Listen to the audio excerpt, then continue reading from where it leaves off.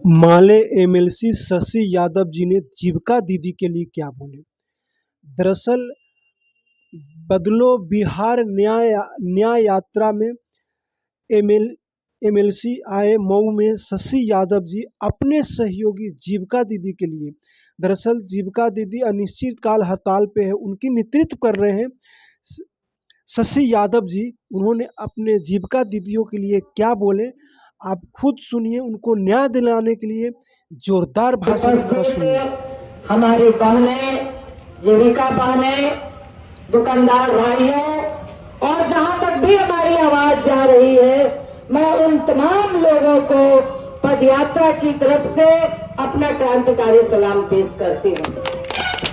साथियों, आज जो यह पदयात्रा निकला है, जो पूरे बिहार का सवाल है, उन सवालों पे हमारे महासचिव जी भी रखेंगे अपनी बात को, मगर उस पदयात्रा में जो एक प्रमुख सवाल है, महिलाओं का सवाल, महिला उत्पीड़न का सवाल, जो तमाम स्कीम वर्कर बने हैं, जिसमें जीविका है, आशा है, ममता है, आंगनबाड़ी है, इन तमाम बहनों के भी जो सवाल है, इन सवालों को भी भाकपा माले ने पदयात्रा में एक प्रमुख सवाल बनाया है।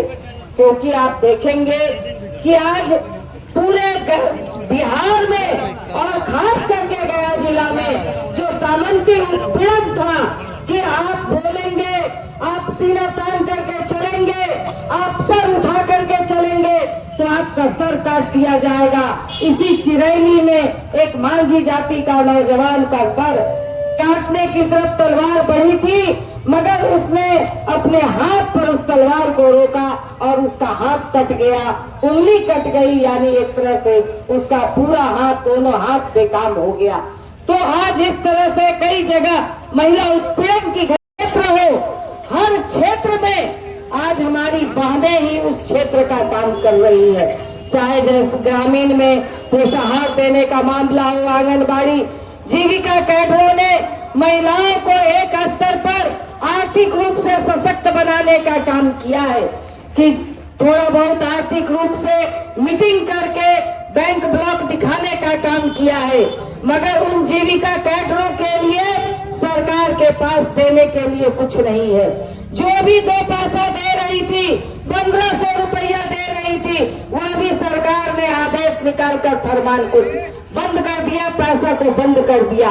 इसके खिलाफ जब हमारी बहनें तमाम लोग सड़कों पे उतरे तो सरकार कहती है कि या तो वापस आओ, नहीं तो तुम्हें काम से निकाल दिया जाएगा, नहीं तो तुम्हारे ऊपर केस और मुकदमे कर दिए जाएंगे। इसलिए इन बहनों के साथ जो तमाम समूह की बहनें हैं, क्योंकि सरकार कह रही है कि अभी तक समूह से 150 रुपया जीविका कैडर को मिलता था, अब कह रही है कि आप पूरी तरह से समूह के पैसों पर ही आप निर्भर होइए। समूह के लोगों से, गरीब लोग जो 10 रुपया का पेट काट करके जमा करता है, अब उससे ही आप पैसा लेकर के अपनी आजीविका चलाइए। तो ये हम लोग बिहार में नहीं चलने देंगे। इस बात के लिए लड़ रहे हैं कि तमाम स्कीम वर्कर को, आशा कार्यकर्ता को भी मानदेय देना होगा, तमाम लोगों को 25,000 रुपया मानदेय देना होगा। और जो भी सवाल है जीविका बहनों के, इस सवाल पर आपको वार्ता करनी होगी और इन सवालों को, इन मांगों को हल करना होगा।